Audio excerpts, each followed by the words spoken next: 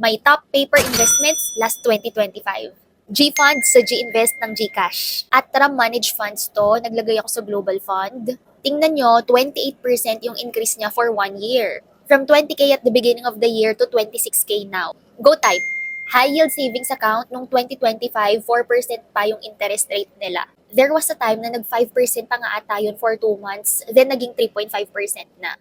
Now, 2026, 3% na lang. Ang gusto ko talaga dito is yung Go Rewards. You earn Go Rewards every time you tap or scan your QR code. Hindi need na Go Time din yung pambayad mo. You can use your credit card, your G-Wallet, basta don't forget to scan your QR code. Previously, nag-redeem na ako dito ng rewards, pero ngayon, meron na naman siyang 4K. Not bad, 'di ba? Kasi ginagamit ko lang din naman to pag mag-grocery or pag naaalala ko.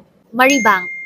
Ito, high yield savings account din to nung 2025. 4% pa siya noon, pero parang higher pa nga ata nung nag-open ako ng account nung 2024. Buti na lang na maximize pa natin yung mga high yield savings accounts nung matataas pa yung interest rates nila. Kasi ngayon, 3.25 to 3.75% rate na lang din itong si Maribank.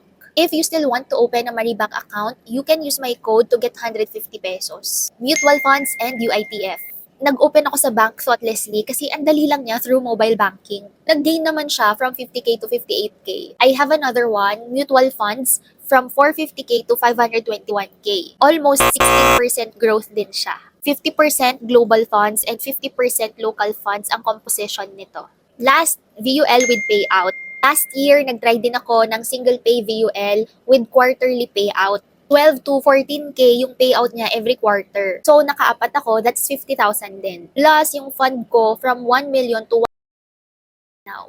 Dito siya naka-invest sa Nitro Fund ni FWD. So, if you're interested, just message me para I can help you out.